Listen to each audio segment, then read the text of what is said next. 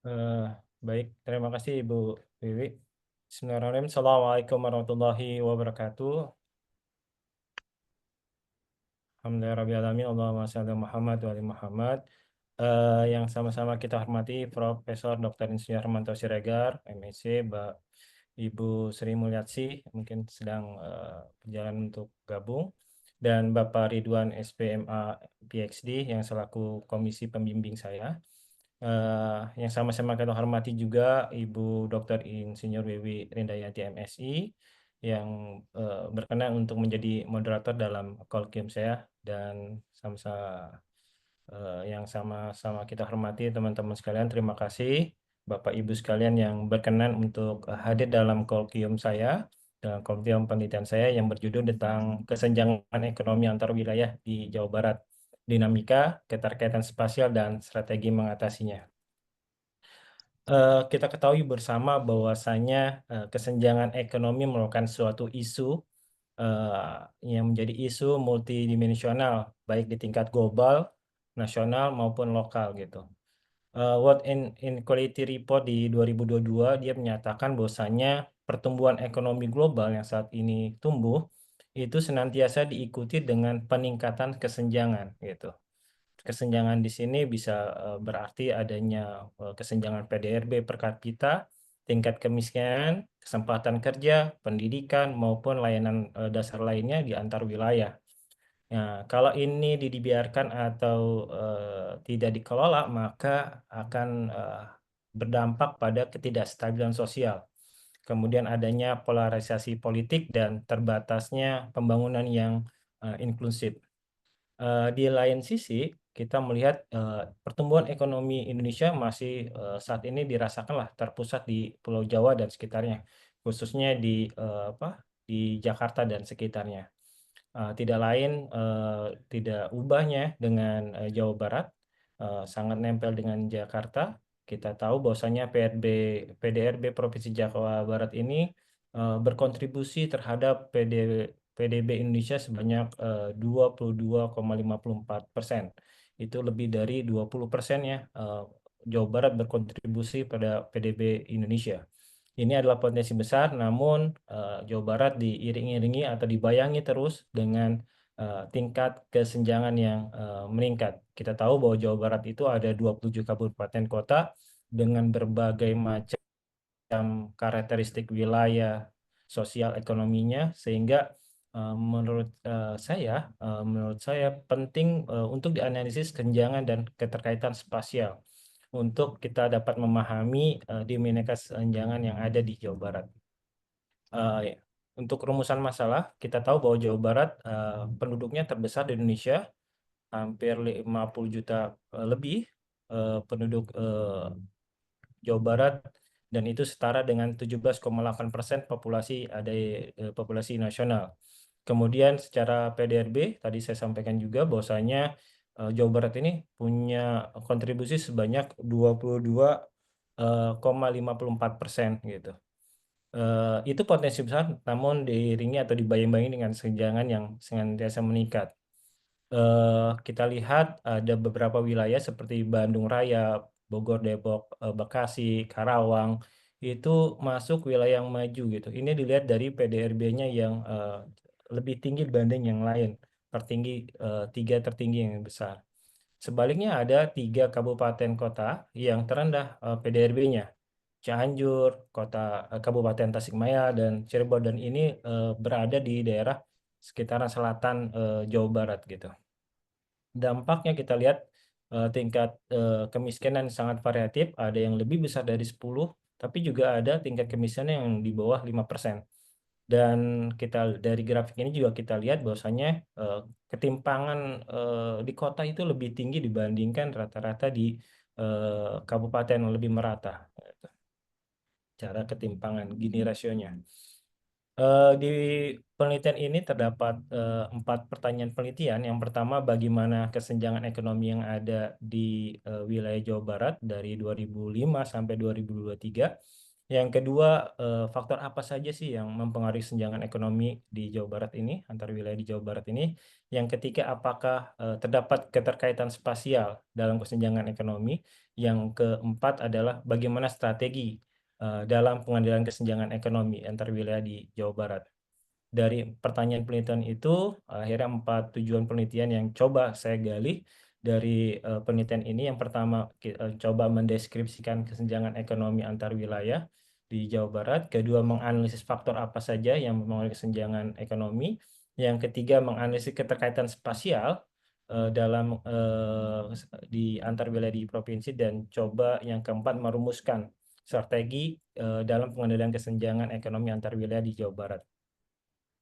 Kemudian dari research gap atau saya melihat bahwasanya saat ini integrasi analisis spasial temporal yang terbatas di beberapa penelitian, karena yang kedua ada mekanisme spasial antar wilayah yang terabaikan. Yang ketiga ini yang menjadi titik adalah kurangnya strategi pengendalian berbasis bukti multi skenario. Ini coba kami lihat dan kami menawarkan untuk potensi novelty-nya karena ini menggunakan 4 dimensi kunci: analisis ketimpangan ekonomi, mekanisme spillover, dan pendekatan spasio serta formasi strategi pengendalian. Jadi ini salah satu potensi novelty. Dan kemudian karena range waktu untuk penelitian saya dari 2005 sampai 2023, coba menghasilkan kerangka kebijakan yang mengisi saat-saat krisis, yaitu saat-saat krisis, pandemi, dan krisis moneter, serta ketika waktu di luar itu atau normal. Kesenjangan ekonomi regional secara definisi adalah ketidakseimbangan distribusi aktivitas ekonomi, pendapatan, dan infrastruktur antar wilayah dalam suatu negara atau lintas negara. Kemudian kalau dalam konteks pembangunan wilayah, kesenjangan ekonomi regional merupakan disparitas pertumbuhan ekonomi, produktivitas, dan kesejahteraan antar wilayah maju dan tertinggal antar wilayah, akibat adanya akumulasi modal, investasi, serta kebijakan yang tidak merata. Kemudian pengukuran kesenjangan, indikatornya dalam penelitian ini menggunakan 2 indikator. Yang pertama, indeks Gini, mengukur ketimpangan pendapatan. Kalau 0 itu nanti artinya tidak ada ketimpangan atau merata semua, kalau 1 ketimpangan yang ekstrim. Kemudian menggunakan indeks Wilhelmsen, coba menghitung disparitas PDRB per kapita antara dengan mempertimbangkan bobot populasi. 2 data ini sumber datanya kita gunakan dari BPS. Ini berapa pustaka yang menjadi referensi dalam penelitian saya. Kemudian secara kerangka penelitian, kita memahami kondisi ekonomi antar wilayah di Jawa Barat, adanya distribusi pembangunan yang belum merata, perdesaan, perkotaan, Gini rasio tinggi, struktur ekonomi yang sangat beragam di Jawa Barat, pertanian, lebih pertanian ataukah industri atau jasa. Sehingga ini menimbulkan kesenjangan antar wilayah, baik PDRB, tingkat kemiskinan, kesempatan kerja, pendidikan, dan sebagainya. Nah, ini akan coba kami analisis secara deskriptif tentang kesenjangan di Jawa Barat. Kemudian kesenjangan itu tentu saja memberikan dampak, menghambat kohesi sosial, memperkuat migrasi internal, menghambat upaya pembangunan berkelanjutan dan inklusif, sehingga dibutuhkan pendekatan melalui analisis econometric data panel untuk melihat faktor apa saja yang penentu kesenjangan, kemudian menggunakan analisis econometric spasial data panel untuk melihat pola dan keterkaitan spasial antar wilayah.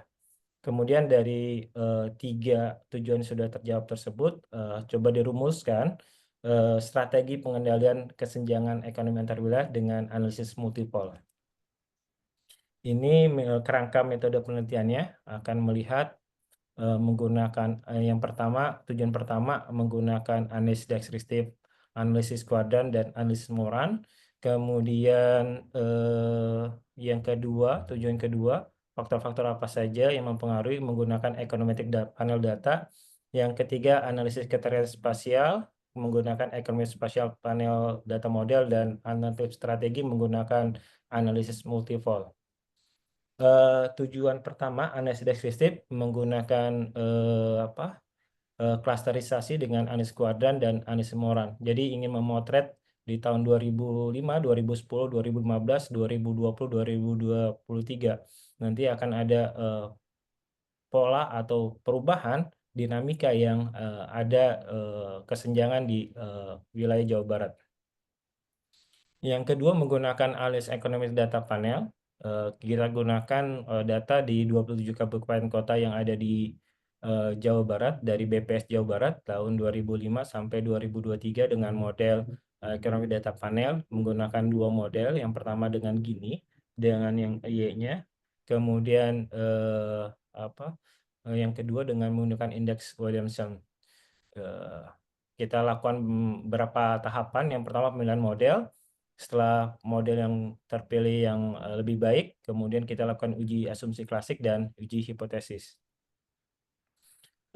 Dalam model ini menggunakan PDRB sebagai salah satu indikatornya, kemudian populasi, pendidikan, tingkat kemiskinan, dan menambahkan dua variabel krisis dan variabel dummy pandemi. Untuk krisis, ini krisis ekonomi, berdasarkan literasi mungkin di 2008, 2009, dan 2010, karena mungkin pemulihannya nanti.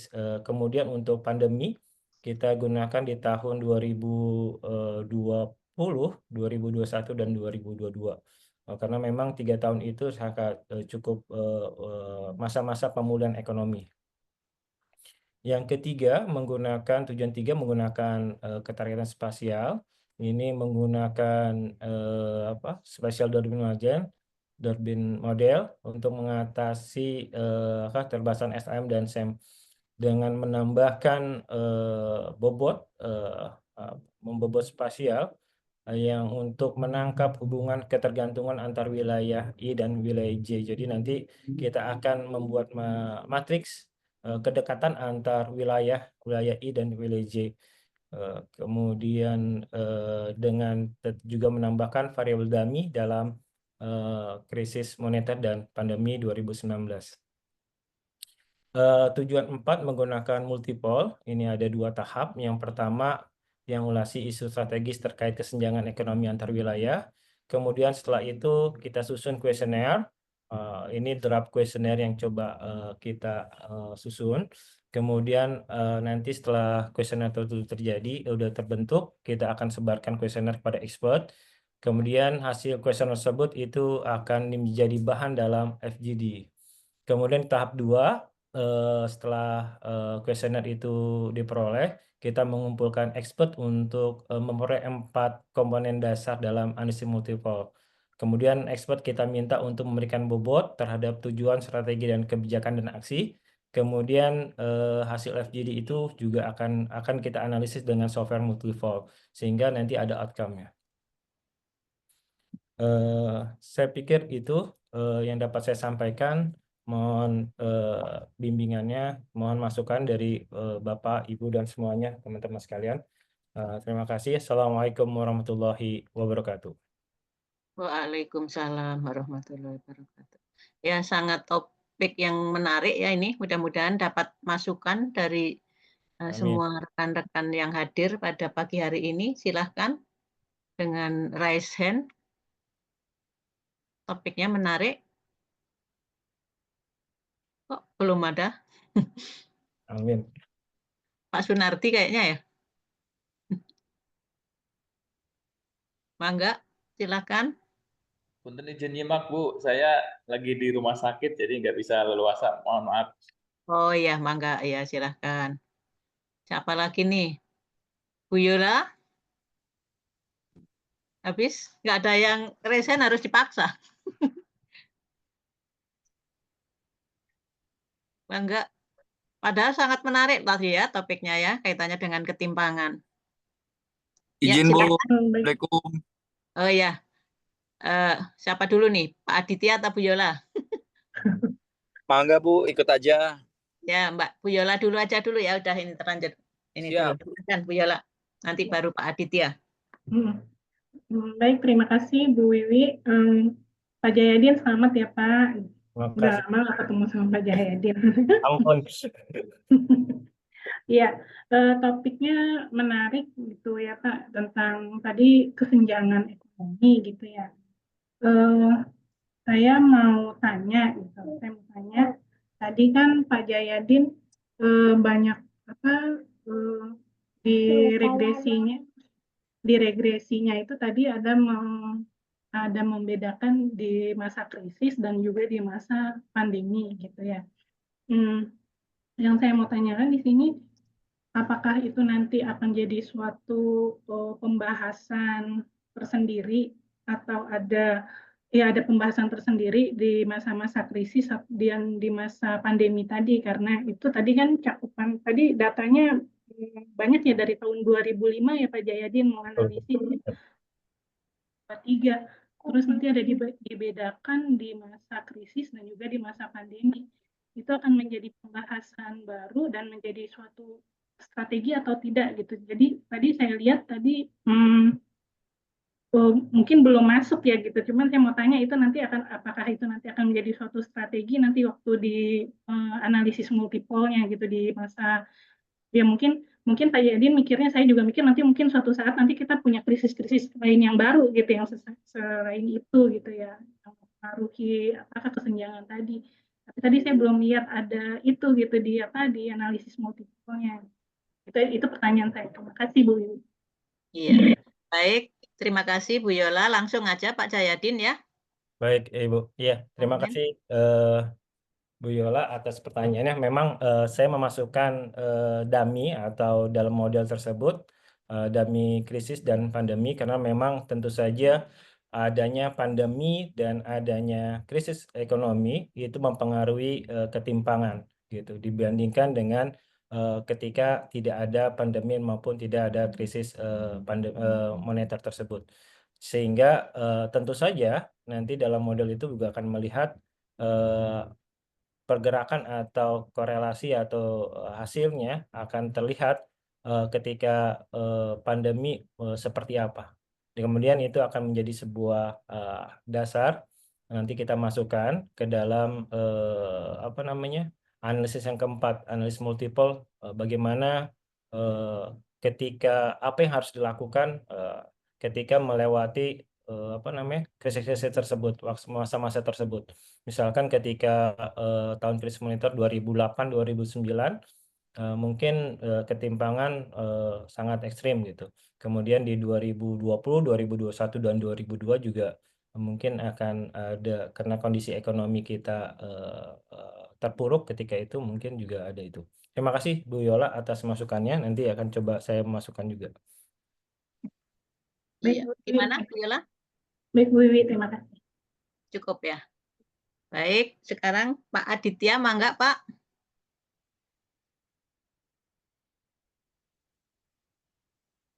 Pak Aditya. Silakan. Siap Bu, maaf Bu. Terima kasih Bu Wiwi, moderator. Pak Jayadin, selamat atas pencapaiannya. Amin. Sudah sampai di tahapan kolokium. Yang menarik dari kesenjangan memang di awal perbandingan antara Utara Jawa dan Selatan Jawa. Yang kedua yang dilihat lebih jauh tadi di slide awal berkenaan dengan pasti dilihatnya dari sisi ekonomi itu sendiri gitu ya. Dan selalu menunjukkan bahwa kota-kota jauh melampaui kondisi kabupaten.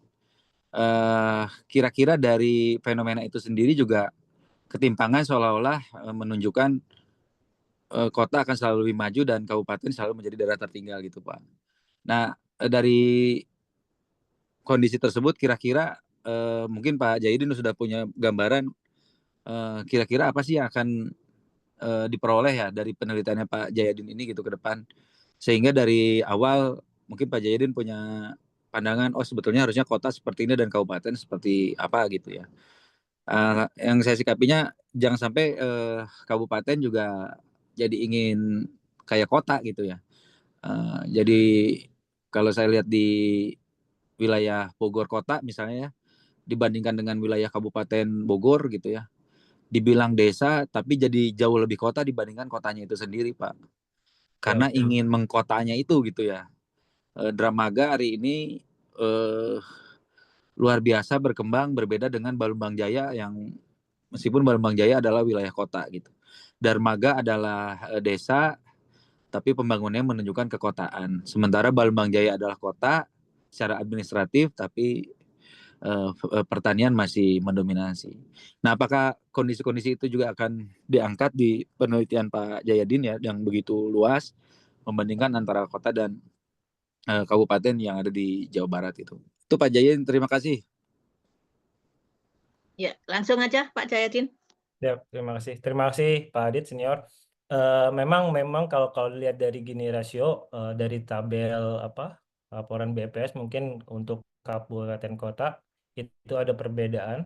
Di kota itu memang ketimpangan kalau lihat dari Gini rasionya lebih tinggi dibandingkan dengan di kabupaten, karena memang kita melihat misalnya pendapatan atau kondisi ekonomi PDRB-nya di kabupaten itu karena memang dia struktur ekonominya adalah pertanian itu hampir rata semua. Sedangkan untuk di kota mungkin karena ada sebagian masyarakat atau penduduk yang kalau lihat dari Gini rasionya itu memiliki pendapatan atau penghasilan yang lebih tinggi dibandingkan lainnya, sehingga adanya perbedaan Gini rasio yang besar.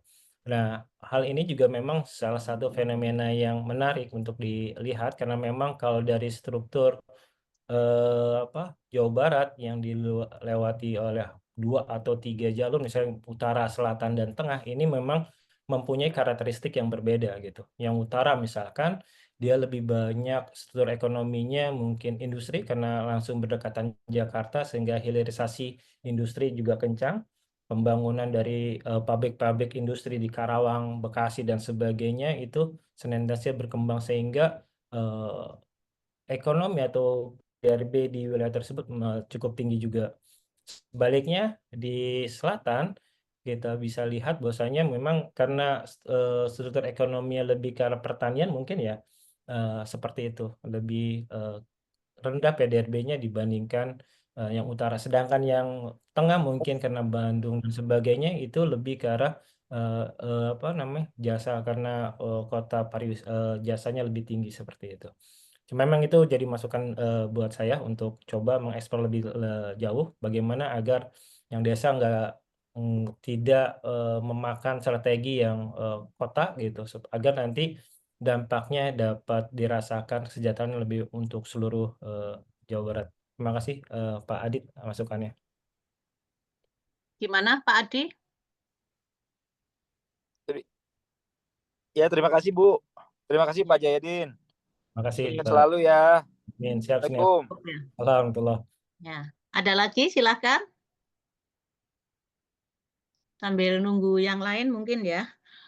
Kalau di tujuan 2 itu kan Gini ya sama indeks Williamson ya. Kalau Gini kan udah ada datanya tuh Iya. kabupaten kota.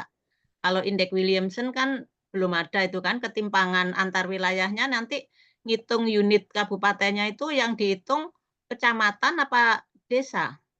Ya, itu Bu yang menjadi kendala salah satunya ya untuk coba data panel di indeks Williamson, karena memang kemarin masih mencari coba data dari kecamatan gitu kan untuk PDRB atau wilayah tingkat kecamatan. Cuma memang masih saya dalami terkait datanya Bu. Siap. Iya, soalnya PDRB kan susah ya tingkat kecamatan atau desa ya.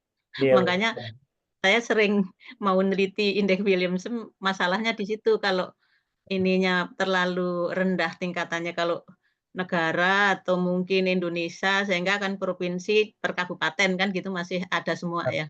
Nah, ini Iya, kan provinsi, berarti makanya turunnya desa malah nggak ada, terus kecamatan juga susah, makanya itu nanti juga teknisnya perlu ini ya, lebih dalam Bu. perhatikan ya. Mangga silakan yang lainnya. Kok belum ada yang nanya ya? Cukup berarti Bu. Kalau nggak ada mancing lagi deh. Ini kan dilema ya, ketimpangan ini ya. Biasanya kan memang kita membangun itu nggak boleh timpang, tapi di sisi lain pasti kalau nggak timpang kan merata, kan biasanya harus diawali dulu timpang. Karena kalau merata biasanya kan miskin bareng-bareng ya. Makanya nanti ini tujuannya yang ingin dicapai meratanya atau sejahteranya?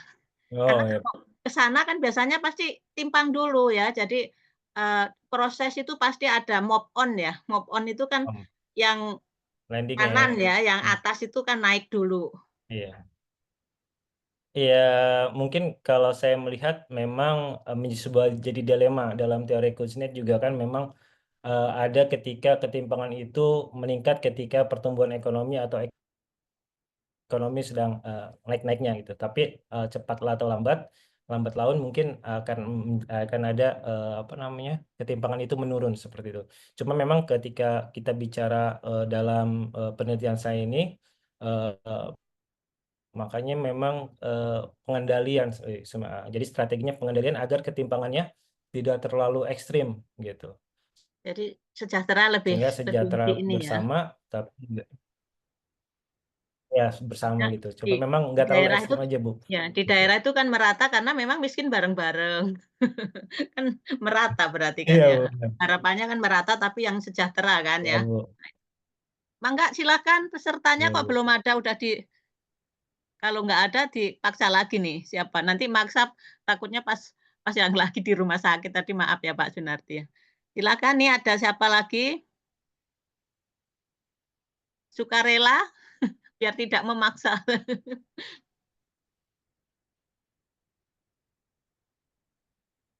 Seharusnya kan kalau kolokium itu on cam ya, itu syarat kehadiran loh. Kalau nggak on cam, nanti nggak sah ya Mbak Puput ya kehadirannya. Harus on Lah, cam, Bu. kemudian harus nanya. Kalau nggak nanya berarti kan hanya untuk ngisi syarat kehadiran aja ya. Di Tinggal kolom chat kemana? ada, Wiwi, di kolom chat ada pertanyaan. Oh ya, oh, maaf nggak buka. Baik, ini ada yang nanya ya, ini Pak Sunardi tadi ya. Kalau antar wilayah pedesaan, kesenjangan, timpangan cenderung rendah dibandingkan dengan wilayah kota. Kira-kira bagaimana nanti analisisnya terkait metodenya ya, bagaimana menghindari biasnya tadi. Silahkan Pak Jayadin. Ini dari Pak Sunardi. Ya, terima kasih Pak Sunardi terkait oke. Analisnya ketika memang dari grafik tadi ya gini rasionya memang untuk wilayah kabupaten yang basisnya perdesaan memang gini rasionya tidak terlalu tinggi dibandingkan dengan wilayah-wilayah kota gitu. Dan memang supaya tidak bias kemarin kepikiran untuk saya dalam penelitian ini mencoba menganalisis karakteristik dari setiap wilayah gitu. Jadi wilayahnya struktur ekonominya share PDRB per sektornya itu sejalan atau enggak dengan kabupaten yang lainnya seperti itu. Biar tidak tidak bias eh, terhadap datanya. Itu yang pertama memang. Kemarin juga mencoba untuk lebih dalam terkait wilayah-wilayah yang memang klasterisasi yang saya mencoba klasterisasi terhadap wilayah melihat dari karakteristik dari setiap wilayah. Mungkin itu, Bu. Ya. Gimana Pak Sunardi? Kayaknya cukup ya. Ya Bu, cukup Bu. Oke, baik. Silakan yang lain. Ini kayaknya Pak Arif ya. Pak Arif Fadilah. Silakan mangga Pak. Siap Bu, terima kasih Bu atas kesempatannya, walaupun ini nodong sebenarnya Bu ya.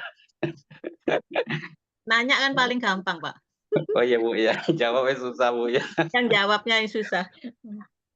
Saya ini Bu ya, sebelum penggunaan software multipol untuk mencari strategi dan rekomendasi kebijakan dalam penelitian Pak Jayadin ini, apakah ada model matematiknya atau matriks yang digunakan dalam penelitian Pak Jayadin?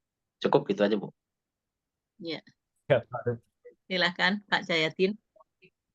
Terima kasih Pak Arif. Ya kemarin salah satu landasan teori yang saya ambil atau multipol di beberapa literasi memang ada yang tidak menyertai karena memang dia hampir sama dengan Promiti. Cuman memang di bukunya Prof. Aif itu ketika metode itu tidak disebutkan model matematikanya, tapi saya meyakini bahwasanya karena ini salah satu analisis kualitatif gitu, yang mencoba untuk menghasilkan strategi yang saintis, maka saya yakin itu ada model matematiknya, Pak Arif. Gitu. Gitu, Pak Arif. Gimana Pak Arif? Cukup ya. Baik, Cukup, Bu. silakan ada lagi. Kalau belum ada sambil nunggu yang lain ya, mungkin tertarik di tujuan 3 ya, yang analisis spasial data panel ya. Nah, ini kan menarik, berarti bisa menangkap spillover, bisa menangkap wilayah utara selatan ya. Nah, padahal ketimpangan itu kan memang antara wilayah utara, selatan, karena ini kaitannya dengan akses biasanya ya, juga potensi sumber daya alam, kemudian infrastruktur juga ya. Selatan kan infrastruktur cenderung kurang. Ini ditangkap di mana ya di model analisis spasial data panel ini? Apakah ini keistimewaan ini dibandingkan GWPR bedanya di mana ya? Kalau GWPR kan juga spasial ya, tapi beda sama ini. Ini gimana nangkep tadi perbedaan-perbedaan lokasi, perbedaan potensi sumber daya alam, perbedaan infrastruktur. Nah, itu bisa dijelaskan nggak? Atau ini kan banyak tadi di ini ya, mungkin bisa dijelaskan lebih lanjut bedanya, biar yang lain juga bisa ikut, mungkin bisa diikuti nanti untuk melihat ketimpangan yang lain di daerah di pulau yang lain ya. Silahkan Pak Jayadin. Baik, Ibu. Terima kasih atas pertanyaan antara GWR dengan model yang ketiga saya, model tujuan ketiga saya, yaitu dengan spatial data panel. Memang kalau secara definisi, GWR memang model register lokal yang mengestimasi parameter berbeda untuk setiap lokasi. Kalau yang saya coba untuk angkat di data panel spasial ada model yang menggabungkan efek spasial dan temporal dalam data panel seperti itu. Kemudian fokusnya mungkin kalau di GWR yang pemahaman saya, Bu, mohon izin kalau salah. Kalau fokusnya di GWR itu mencoba melihat variasi spasial hubungan variabel. Jadi kalau salah heterogenitas spasial. Kalau di data panel spasial fokusnya mencoba untuk melihat dinamika temporal dan ketergantungan spasial antar wilayah gitu.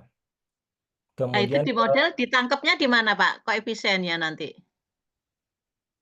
kenapa, Bu? Kan tadi ada persamaan-persamaan ya. Nah, itu nanti bisa ditangkapnya itu koefisien yang mana yang mencerminkan adanya spillover. Menarik ininya.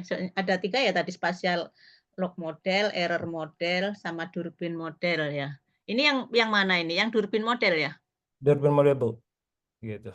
Nah, itu nangkep itu di mana nanti nangkepnya? Nah, lo belum ini ya, belum lebih lanjut ya Pak ya? belum lanjut, Bu. Oke, nggak apa-apa. Yang penting berarti kan udah punya bayangan ya. Iya, Bu. Siap. Nanti bisa dijelaskannya di mana gitu kan ya. Iya, Baik, Bu. ya silakan yang lain.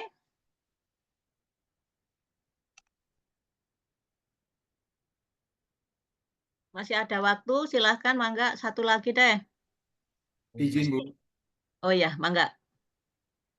Baik, Assalamualaikum warahmatullahi wabarakatuh. Ya. Waalaikumsalam warahmatullahi wabarakatuh. Mohon izin, Prof semua, kemudian juga Pak Jayadi, selamat nih sudah sampai ke tahap kolokium ini. Siap, senior. Jadi saya mungkin pertanyaannya, justru saya agak tertarik dari background penelitian Pak Jayadin ya. Mengapa atau motif apa yang melatar belakangi Pak Jayadin untuk meneliti lokusnya itu di Jawa Barat gitu? Apakah nggak ada pertimbangan lain? Kemudian kenapa memilih Jawa Barat? Kenapa bukan Jawa Tengah? Kenapa bukan di wilayah luar Jawa gitu? Itu sih. Ya, mangga Ya, Pak Jayadin langsung aja ya. silakan. Ya, terima kasih Pak Rijal Senior. Saya mengangkat coba Jawa Barat adalah yang pertama dari jumlah penduduk ya. Tadi disebutkan juga jumlah penduduk di Jawa Barat itu hampir 17%-nya penduduk Indonesia ada di Jawa Barat. Kemudian yang kedua kita lihat PDRB-nya. PDRB kontribusi PDRB Jawa Barat itu memberikan kontribusi sebesar 20%, lebih dari 20% untuk PDI apa produk domestik Indonesia sendiri gitu. Sehingga itu membuat saya sangat tertarik. Yang ketiga adalah kita lihat dari 27 kabupaten kota ini memiliki karakteristik yang cukup beragam. Mulai dari tadi coba struktur ekonominya agak beragam, ada yang pertanian, jasa maupun industri, sehingga ini menjadi sebuah hal yang cukup menarik untuk lebih dalam diteliti gitu Pak Rijal. Ya, gimana Pak Rizal? Ya, cukup puas, Bu. Sepertinya Pak Jayadin ini juga ya, isu yang diusung ini relate dengan yang diangkat oleh Gubernur Jawa Barat saat ini. Jadi Gubernur Jawa Barat saat ini kan seringkali melontarkan isu terkait dengan kesenjangan pembangunan yang dirasakan oleh Jawa Barat selama ini. Jadi daerah-daerah seperti yang ada di wilayah utara seperti di Cirebon masuk utara mungkin ya, Cirebon, Indramayu itu kan selalu dianggapnya nggak pernah tersentuh pembangunan dari Jawa Barat. Sampai ada istilah Bapak Tiri bukan Bapak Aing gitu. Itu yang kemarin pidato sempat viral itu loh Bu. Gitu. Oh iya. Aja sih, terima kasih. Iya, mudah-mudahan nanti dipanggil Pak Gubernur jadi ini ya memberikan solusi atau pengganti nanti tahun berikutnya ya Pak Jayadin ya, mudah-mudahan ya Pak ya. Baik, silakan yang lain masih ada waktu. Ya, Izin Bu, izin silakan ya Pak tanya. Wuryanto. Oke. Mangga. Terima kasih kesempatannya. Selamat Pak Jayadin dari junior ini dari angkatan 23. Pak Jayadin, terkait dengan yang rumusan yang keempat ya, pertanyaan keempat, kemudian terkait dengan strategi pengendalian kesenjangan. Kalau tadi dikaitkan dengan pertanyaannya Bu Wiwi ya, terkait dengan utara, tengah, selatan. Khususnya utara ini kan memang rata-rata kan ya memang relatif lebih bagus karena kan dulunya dia sepanjang itu kan istilahnya kota-kota pelabuhan ya, istilahnya tumbuh lebih dulu, kemudian lebih urban, lebih industrial dibandingkan mungkin yang tengah yang lebih apa istilahnya lebih ke arah pertanian ya, basis-basis pertanian. Nah, barangkali memang sih kalau dikatakan bagaimana strategi mungkin tergantung dari hasil hasil apa olah data, penelitian lebihnya lanjut. Tetapi barangkali Pak Jayadin sudah punya gambaran nih terkait dengan strategi dalam pengendalian terkait dengan kesenjangan, khususnya kalau dikaitkan misalkan yang antar wilayah di sini spasialnya yang utara selatan, karena memang ya rata-rata utara ini memang secara ini lebih bagus secara istilahnya pertumbuhan ekonominya barangkali. Mungkin ada hipotesis awal strateginya seperti apa sih? Barangkali itu Pak Jayadin. Iya, terima kasih Pak Wuryanto. Silakan Pak Jayadin. Ya, terima kasih Pak. Saya sebut senior juga lah.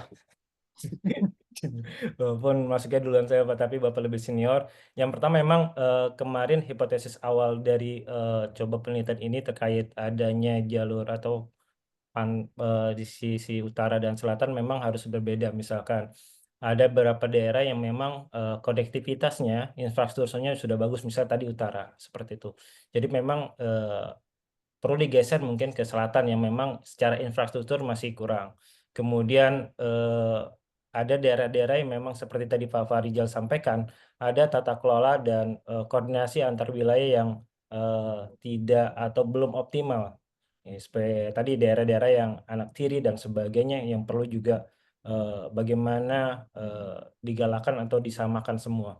Kemudian yang menurut saya penting adalah bagaimana ekonomi lokal ini menjadi salah satu stimulus untuk mengangkat stimulus untuk mengangkat agar pertumbuhan ekonomi agar PDRB di wilayah tersebut juga bisa jalan gitu seperti itu. Itu menurut mungkin salah satu strategi yang memang salah satu strategi yang coba kita usulkan dari analisis multiple nanti gitu, Jin Pak. Baik. Bagaimana Pak? Oke, cukup Ibu. Cukup ya. Terima kasih. Baik. Ya, ini ada Pak Jainal. Ya, silakan Pak Jainal. Baik, terima kasih Ibu Wiwi. Selamat Pak Jayadin atas capaiannya sampai sejauh ini. Saya hanya ingin sedikit bertanya ya. Kalau saya bandingkan juga sebenarnya dengan spasial tidak hanya di Jawa Barat, Jawa Tengah dan Jawa Timur, itu kayaknya ada juga perbedaan itu pada sisi non ekonomik, pada sisi sosial misalnya ya. Misalnya pada sisi level budaya, level keagamaan, kemudian juga kebiasaan di Indramayu dan juga daerah yang berada di utara dan selatan itu kan berbeda sebenarnya kalau tidak salah ya. Jadi itu mengaruhi konsumsi di masyarakat. Nah, apakah ada nggak keterlibatan itu dalam penelitian Pak Jayadin ini? Mohon maaf saya mungkin terlambat kami ikuti. Yang kemudian melibatkan faktor non ekonomik seperti kayak misalnya tradisi sosial budaya dan sebagainya. Terima kasih Pak. Ya, baik. Langsung aja Pak Jayadin, gimana apa mempertimbangkan tadi masuk variabel sosial, lembagaan mungkin di multiple terutama ya nanti ya mungkin ya. Ya, silakan. Ya memang kalau di multiple belum saya di model ekonometrik belum saya tangkap karena memang mencari untuk datanya dan sebagainya sehingga saya belum masukkan untuk sosial non ekonomi ya, tapi seperti sosial, kelembagaan dan sebagainya. Cuma memang akan masukan tersebut coba akan saya cerna kembali, apakah saya akan masukkan di dalam model atau memang nanti karena memang ada analisis tadi multiple strategi dan sebagainya, mungkin poin-poin tersebut akan coba saya masukkan dalam kegiatan atau analisis FGD di multiple tersebut gitu Bu Wiwi. Terima kasih Pak Jainal masukannya. Ya, baik. Gimana Pak Jainal? Boleh Ada menambahkan pertanyaan ya, sedikit silakan, lagi? mangga ya. Kalau tidak salah kan analisanya Prof AF ya, multiple kemudian dan sejenis Samikmek itu kan pakainya adalah menggunakan FGD expert. Mohon maaf kalau saya salah dikoreksi, yang itu respondennya terbatas gitu ya. Nah, apakah kemudian di dalam FGD itu cukup nggak itu mengcover representasi daripada perbedaan faktor non sosial kalau kemudian itu hanya diselesaikan pada level FGD expert gitu ya, yang saya kadang-kadang juga tidak begitu firm dengan definisi daripada expert. Kemudian juga apakah bisa expert itu kemudian pendapatnya itu kemudian dianggap disatukan dalam tanda petik kira-kira gitu ya, kalau dalam beberapa metode yang diajarkan kan seperti itu. Terima kasih Bu. Iya, mangga Pak Jayadin langsung ditanggapin. Iya, betul Pak Jainal. Memang ketika FGD di multiple itu akan mengundang berbagai expert dari berbagai sudut pandang, mulai dari pemerintahan, akademisi, kemudian tokoh tokoh masyarakat dan sebagainya, sehingga diharapkannya untuk kebijakan-kebijakan yang keluar dari strategi multiple ini memang bisa mencakup semua sisi gitu. Salah satunya mungkin sisi dari sisi non ekonominya gitu. Cuma memang kelemahan dari expert ini adalah ketika expert itu tidak mewakili apa yang seharusnya diwakilkan oleh kemampuan mereka. Seperti itu Pak Jenal. Tapi memang masukan untuk mengundang expert yang lebih lebih mewakili dari setiap sisi itu bisa nanti jadi pertimbangan saya untuk melakukan FGD terhadap strategi yang akan dihasilkan ini. Makasih Pak Jenal. Iya, waktunya juga sudah ini ya. Mungkin juga tadi ya yang diregresi tadi kan variabel-variabel sosial kelembagaan juga belum ya yang mempengaruhi ketimpangan, padahal kan itu juga punya andil kan ya. Dan kalau datanya ada mungkin bisa dimasukkan ya variabel sosial, infrastruktur, kaitannya kan dengan akses tuh. Kemudian politik juga, budaya dan sebagainya, asal datanya ada mungkin bisa dicoba dimasukkan ya Pak Jayadin ya mungkin ya. Baik, karena waktunya sudah tinggal mau ini untuk pembimbing waktunya, mangga. Siapa dulu nih? Pak Ridwan dulu atau Bu Sri dulu? Monggo Pak Ridwan dulu Pak dari Ridwan dulu, monggo Pak Ridwan ya, mangga. Baik, terima kasih. Yang pertama saya mengucapkan selamat juga ke Pak Jayadin sudah di level kurikulum ini. Terima kasih, Prof. Tadi sudah banyak ya masukan-masukan yang sangat bagus sebetulnya. Memang kalau kita persyaratan kalau merefer ke persyaratan untuk doktoral ini kan harus ada publikasi ya. Nah, jadi memang nanti tesis ini harus pastikan punya novelty di dalam studinya, di dalam papernya ini. Yang pertama kalau saya lihat memang kalau berbasis kepada kabupaten kota, saya barusan cek-cek juga lagi dari googling aja, sebetulnya sudah cukup banyak studi yang Indonesia yang berbasis kepada kabupaten kota ya. Cuma memang memilih Jawa Barat ini harus ada justifikasi yang meyakinkan, convincing ya Pak ya Jayadin. Mengapa ini Jawa Barat ya? Kemudian tadi yang kedua adalah apakah memungkinkan jika dilakukan bukan di level kabupaten tapi di tingkatan yang lebih rendah? Ini juga pernah saya sampaikan dulu sebetulnya. Nah, kalau yang dua ini meyakinkan kalau bisa di level subdistrik, ya, kecamatan itu saya yakin punya kontribusi yang atau punya novelty yang strong di sana. Nah, tapi memang ini challenging ya karena untuk mendapatkan data yang tapi seingat saya kalau nggak salah kalau beberapa sumber data seperti Susenas gitu ya, kemudian di Podes itu juga bisa data yang mendukung gitu ya. Tadi ada masalah institusi, infrastruktur dan seterusnya itu bisa digunakan. Saya yakin kalau saran atau opsi saya yang kedua ini itu lebih meyakinkan dan memang tidak bisa mengandalkan kepada ukuran yang seperti GDP ya, income per kapita ya memang nggak mungkin karena hanya di level PDB, nggak ada PDB dapat kecamatan. Nah, tapi ukuran-ukuran pendapatan alternatif untuk menghitung inequality, ketimpangan itu bisa dilakukan begitu.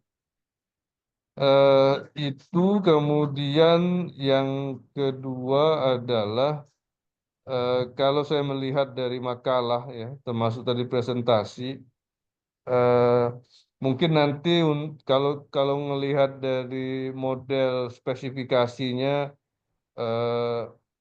ini ya karena ini mungkin di tahap awal ya, tapi ini perlu Pak Jayadi perhatikan bahwa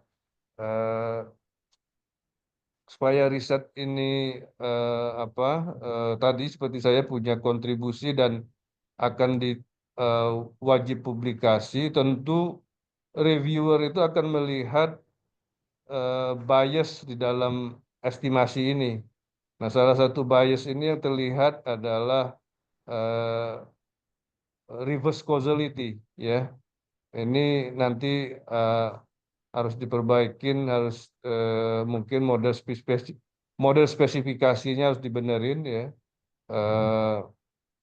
Seperti ini tadi kemiskinan, kemudian pendapatan per kapita, ya. Nah, ini ada hubungan timbal balik antara covariates dengan outcome variable-nya, dependent dengan independent variable-nya. Ini yang nanti bisa diperbaikin. Termasuk tadi sebetulnya ada dari Bu Wiwi ya tadi komen masalah spasial ya, termasuk tadi ada yang GWR, ya geographically weighted regression ya tadi ya. Ya sebetulnya mestinya Pak Jayadin sudah harus siap tuh menjawab itu sebelum mempropos ini. Ya, bedanya kan kalau GWR itu kan dia benar-benar berbasis kepada geografi, jadi ukurannya ngelihat dari GIS-nya itu. Nah, kalau Pak Jayadin kan lebih ke economics-nya, makanya menggunakan spatial econometrics. Nah, cuma memang nanti tadi pertanyaannya yang mana yang bisa digunakan ukuran atau parameter untuk melihat spillover-nya itu dari row-nya. Nanti kan itu kan parameternya itu kan biasanya pakai row tuh. Nah, row-nya itu di-weighted tuh. Kalau makin dekat atau makin jauh, makin dekat dia makin besar tuh di koefisiennya. Nah, itu yang technically nanti bisa diperbaikin disempurnakan lagi. Tapi memang dari awal eh, seharusnya Pak Jayadin sudah bisa membaca itu ya. Ya, Pak. Kemudian yang saya kebanyakan nggak nih Prof ngomong Prof ini nanti bukan bertanya nih nanti malah nguji. Mungkin yang biar bisa bagi-bagi terakhir. Tadi sudah nomor berapa? 3 apa 4 tadi. Sekarang yang terakhir Nggak aja deh. apa-apa ya. Kan Nah, biar yang bermanfaat terakhir buat Pak adalah Jayadin. Ya. ya yang terakhir tuh di proposal itu kan ada kerangka pemikiran.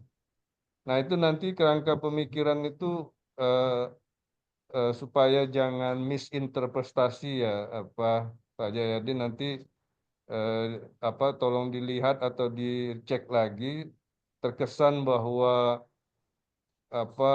distribusi hasil pembangunan langsung menimbulkan kesenjangan gitu ya. Padahal kan sebetulnya kesenjangan itu juga belum tentu oleh distribusi hasil pembangunan. Bisa juga sebetulnya kan ada memang daerah yang pilihannya pengen jadi miskin gitu, ya kan? Walaupun ada seperti tadi kan, ada yang sebetulnya eh, apa fasilitas infrastruktur bagus dan segala macam mendukung, tapi tetap miskin. Nah itu sebetulnya bukan karena hasil pembangunannya, tapi bukan endogenous, tapi sebetulnya memang dari lokalnya mungkin faktor budaya, mungkin juga faktor unik ya, faktor unik atau lokal karakteristik. Nah itu yang nanti perlu dieksplor tuh lebih lanjut. Dan itu mungkin jadi kontribusi yang luar biasa tuh. Contohnya misalnya di Tasikmalaya tuh ada suku apa namanya? Lupa saya. Pokoknya begitu deh. Di di Banten gitu kan, memang sebetulnya nanti bisa dieksplor lebih lanjut lah yang unik-unik per daerahnya nanti. Makanya nanti untuk yang framework ini nanti sebaiknya nanti bisa dilihat atau disusun lebih baik lagi. Mungkin demikian, Bu Moderator. Terima kasih. Ya, baik Pak Ridwan, terima kasih. Selanjutnya Bu Sri, mangga Bu Sri. Baik, terima kasih Bu Wiwi. Selamat ya. Sudah maju kolokium. Tadi disampaikan ini junior ya, berarti cepat ya. Mudah-mudahan Pak Jayadin bisa bertahan di speed yang seperti ini ya. Tadi sudah disampaikan Pak Ridwan, saya menambahkan saja sedikit yang tadi disinggung oleh teman-teman yang menanyakan ya, terkait dengan desa kota, kemudian tadi juga perbedaan wilayah utara selatan. Nah, barangkali nanti Pak Jayadi bisa melakukan simulasi lah ya dengan model yang ada gitu ya, bisa menambahkan misalnya untuk dummy, untuk wilayah selatan itu baik dummy itu dicobakan dummy slope maupun juga dummy intercept itu bisa dicoba-cobakan seperti itu. Karena kan tujuan kita membuat model kan ya tentu saja kita memasukkan dummy juga ada hipotesisnya ya, kenapa kok misalnya daerah selatan digabungkan dengan PDRB, jadi kalau PDRB tinggi di selatan dengan PDRB tinggi di utara kan pasti beda tuh, di utara lebih banyak ke industri, kalau di selatan lebih banyak ke pertanian, barangkali nanti dampaknya ke Gini akan berbeda. Nah itu kan nanti bisa menggunakan ya dummy slope seperti itu ya. Nah itu nanti bisa itulah dicoba-coba ya untuk Pak Jayadin. Dan juga tadi terkait Williamson, benar ya, pasti dipertanyakan itu Nanti Susah.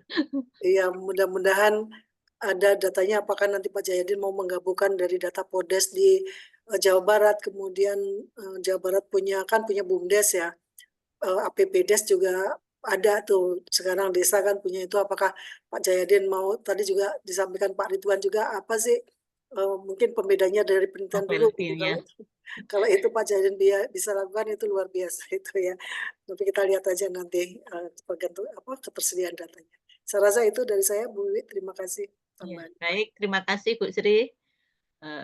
Tantangan malahan ya Bu Sri ya, kalau bisa ini unitnya desa tadi. Jadi banyak desa. Mangga, Prof. Hermanto. Ya, terima kasih. Saya kira yang disampaikan oleh Pak Ridwan dan Bu Sri Mulatsi barusan itu udah mencukupi yang saya pikirkan juga, Bu Wiwi. Jadi yang penting nanti dipastikan memang tiap butir tujuan itu bisa terjawab berangkat dari data yang paling ideal dulu gitu ya. Jadi kalau data yang ideal itu bisa dipergunakan untuk menjawab tujuan ya, maka itu yang paling bagus. Tapi kalau tidak, mungkin bisa ke data yang lebih agregat. Namun yang pasti adalah yang diingatkan tadi juga sama Pak Ridwan ya, harus ada publikasi ya, publikasi yang kalau ininya kan katanya jurnal bereputasi atau Scopus ya, dan di situ memang data dan pemodelan itu sangat menentukan gitu. Jadi itu dari 4 butir tujuan itu saya kira bisa paling kurang 3 publikasi gitu ya. Dan kalau yang keempat bisa dibuat juga, sebetulnya bisa jadi 4 publikasi gitu. Jadi ini catatan yang pertama. Catatan yang kedua adalah menulis jurnalnya nanti juga, artikel jurnalnya tidak usah menunggu 4 analisis selesai gitu. Jadi selesai mengenai deskripsi, dicoba dulu, dianalisis, dideskripsikan, dilihat kesenjangan di setiap kawasan utara, kawasan selatan maupun agregat gitu ya. Dari situ kemudian langsung ditulis gitu. Jadi tidak harus membuat 2, 3, 4 analisis baru tulis 1 gitu. Jadi itulah strategi supaya nanti jurnal sudah ada dulu 2 bisa maju ujian tertutup gitu. Saya kira itu. Terima kasih Bu Wiwi, saya kembalikan kepada Bu Moderator. Baik, terima kasih Prof. Hermanto. Karena waktunya juga sudah habis, dengan demikian saya tutup kolokium pada siang hari ini. Terima kasih Pak Jayadin, mudah-mudahan lancar ya. Jadi speed-nya nggak boleh diturunkan, kalau bisa malah ditingkatkan ya, biar bisa menyemangati teman-teman yang lain ya. Baik, terima kasih. Saya tutup. Assalamualaikum warahmatullahi wabarakatuh. Waalaikumsalam. Terima kasih. Selamat Pak Jayadin. Terima kasih Pak Terima kasih Prof. Terima kasih Pak Semangat, Ridwan dan semua yang hadir pada siang hari ini. Terima kasih. Mari Pak. Assalamualaikum. Waalaikumsalam. Selamat Pak Jay. Siap, arahan senior. Keren. Sambil menyetir. Selamat sore. Siap. Ngopi kita, ngopi. Ayo gas. Gas. Aduh. Sampai ketemu lagi ya.